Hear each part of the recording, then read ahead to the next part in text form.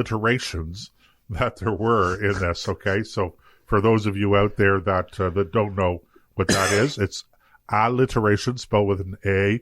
Look it up in the dictionary. Okay, so just cliches, as you say, platitudes, etc. Very low on substance, and I don't know. It's. I guess for Americans, it's a significant occasion. It's a historical occasion, one way or the other, and so they're going to look at it with a certain amount of nostalgia, a certain amount of reverence, and perhaps some of that came through in the analysis that I was listening to on Fox News afterwards. I was a little surprised that they were so tripping over themselves to praise the speech. I and maybe I'm exaggerating a little bit. Okay, fair enough. But I just thought that it was a little over the top in terms of, they were very obsequious in the way they were approaching it as well. Anyway, there it is. Well, there was a couple other things about the speech I think need mentioning. The historical inaccuracy that it contains. Well, the only one I can speak to is I thank you for reminding me about that, because I did, it was one of the examples that he was citing of how Americans can overcome anything. And, and look, we finished the dome behind us during the Civil War of all times. And of course, I'm paraphrasing somewhat, but that was the gist of what he said, and I thought to myself, okay, I'm not really sure that that's true. So, here I am, a Canadian, listening to Joe Biden's inauguration speech. Here I am sitting in my car driving, dodging, slipping and sliding down Bank Street in my little, oh gosh, I don't even know what it is now. I was going to say a Cordoba, but no, it's a Cobalt. Chevy It's Cobalt. Yeah. It's a Cobalt. So, and I'm listening to this, and I know. So right away, there's a red flag goes up.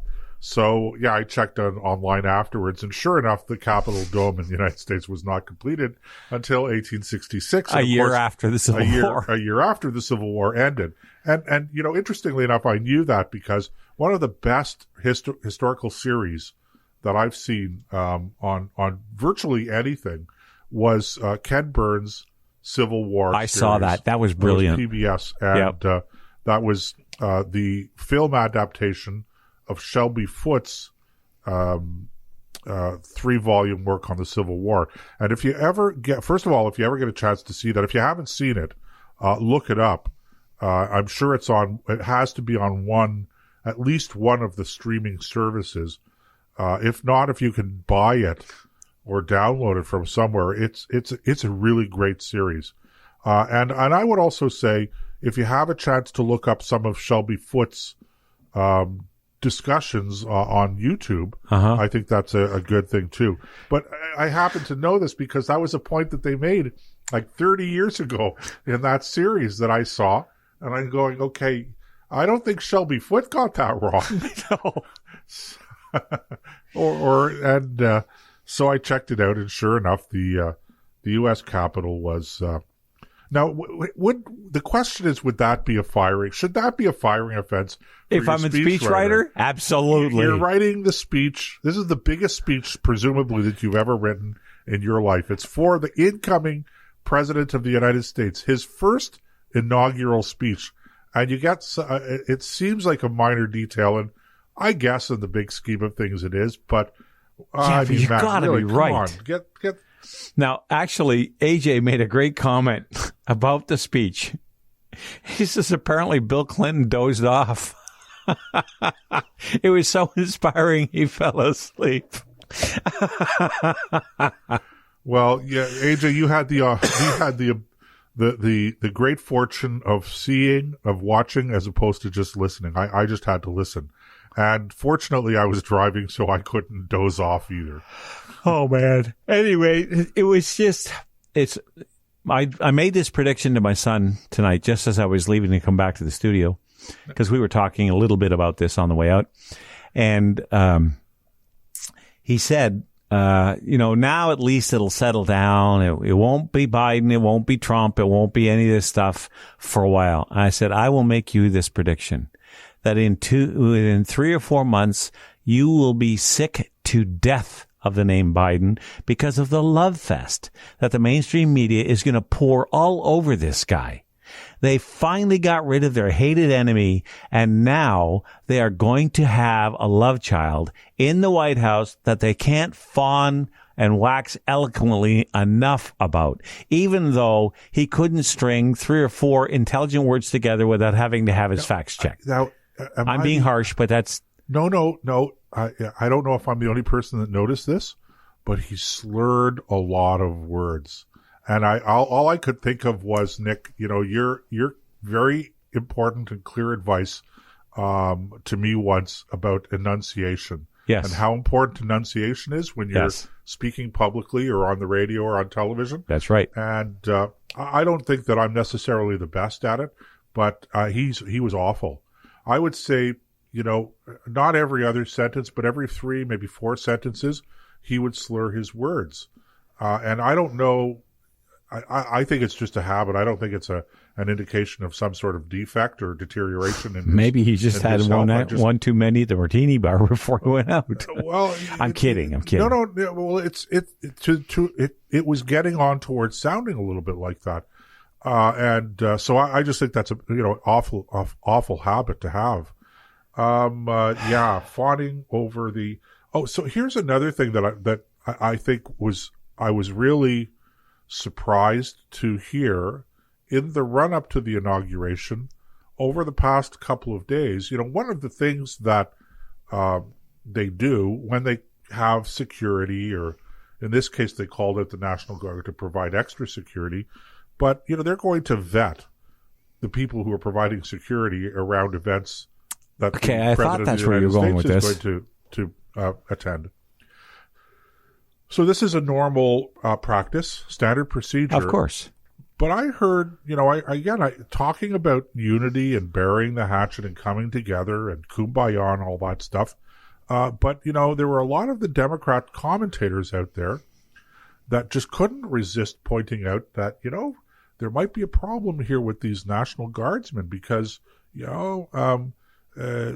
maybe about a third of them voted for Biden, but the other 2/3, you can rest assured they voted for Trump.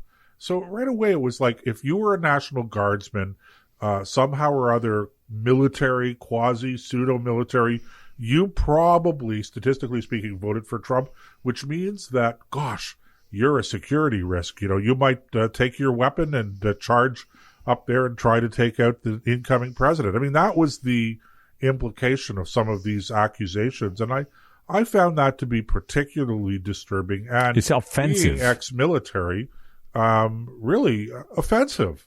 It absolutely is offensive. As much as I dislike the Prime Minister, if I was still on board ship and he was coming as a guest, I would still come to attention. I would still salute. I would still do whatever the protocol requires, because the Prime Minister isn't the country. The country is. And you're saluting the office, not the man. And what your personal feelings are when you wear a uniform don't matter. And the fact these Democrats had these guys vetted, I heard they even sent some of them home. Well, I don't think that was a wrong thing to do. I think that's more or less standard procedure. What, if they voted for Trump instead of Biden? No, I don't think that was the issue. I don't think that. They were basically looking and saying, okay, what kind of things have you been involved in? Well, okay, in that case, yes. If there's a real security threat, of course. Yeah, not necessarily a real security threat. But who you voted for? But more than who you voted for. I'm not saying that officials vetted these National Guardsmen in order to determine who they voted for, and that was a criteria that they used to determine whether they should stay on or not. I was just saying that this was what some of these some of the left-wing commentators were pointing out. They were talking about the fact that they probably voted for Trump, and that they were implying that if you're associated with the military, you probably voted for Trump, and that might be true as far as it goes. But then they were going even a step further than that and suggesting that if you voted for Trump, You might be a security, simply because you voted for Trump. You might be a security threat.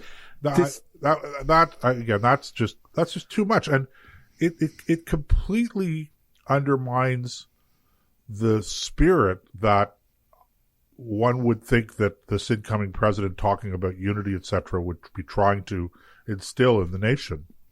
Which is, again, I don't know if he's sincere about it. That's what I mean. And even if he's sincere, I don't know that the Democrats generally are sincere about it. Well, I don't think he is either, and he's the lead Democrat. I mean, how do you reconcile, whatever your feelings are about Donald Trump, how do you reconcile the man being out of office, but you're still going to pursue a constitutionally questionable process of impeaching the man when he's out of office? Yeah, what's the point? Without any regard for how that's going to make his supporters feel.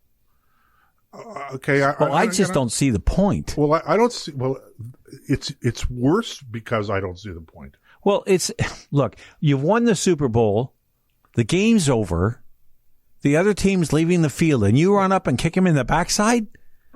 What point is there to that? Well, Nick, the only thing in my mind worse than a sore loser is a sore winner. A sore winner. Absolutely. And this guy and this crowd, you want to talk about a name for the administration? How about the Sore Winners Club?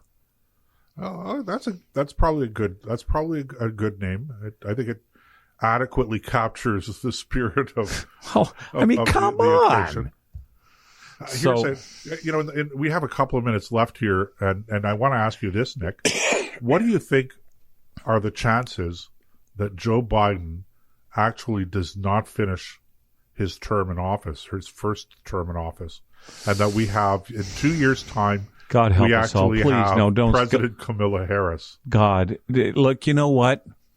I think there's about a 75% chance of that happening, and you think Biden's a disaster? I don't know. This woman is just absolutely horrible. She's a hardcore socialist, if not outright communist. She has no business being in the White House, and yet there she is, one heartbeat away from being the next president. Right. That's terrifying. Everybody was afraid of Pence. I'd take Pence over. I'm a very big Mike Pence fan. I'd take him in a heartbeat. Well, if Trump had died, we would have. But the point is that this woman is just a nasty piece of work. And now she's going to be vice president, one step away from the big chair. No, God help us all, no. I hope that Joe Biden is healthy and is as ugly as his administration is going to be over the next 4 years. It's a lot better than what she would do. And that's saying something because he's going to make a mess. It's funny because she, I don't recall if she was attorney general or state attorney or whatever her position was in when she was in California, she had actually developed a reputation of being tough on crime, et cetera, et cetera, et cetera. I mean, whatever tough on crime means in California, I suppose. Yeah. What's her name again? I find it a little odd that she, comes to the U.S. Senate and suddenly, she's way out there on the left on so many of these issues. I mean, the far left. Oh yeah, very very bizarre. She was. Let's see. I just pulled up her wiki page. Oh, she's got a wiki page. What's that? She has a wiki page. Well, Wiki has a page on her. And while Nick is looking up, I also want to make an observation about the whole idea of a benediction. I mean, I listened. It was like a 5-minute benediction, and again, it was all just a litany of the left wing, come together, save the homeless, feed the hungry, all stuff. Ironically, maybe not even ironically, that we conservatives participate in and day out. Just because we don't think that the state should be the primary caregiver for people who are less fortunate, and not because of ideology, but because we just don't think they're as good at providing care and charity as individual voluntary organizations are. Well, but still, I was disappointed in the benediction. Well, look, I was also surprised, by the way, Dick. There was no women in it? No, I thought about that when he said amen, but I was also surprised, Nick, not that I have a horse in the race, but here's a Christian, I don't know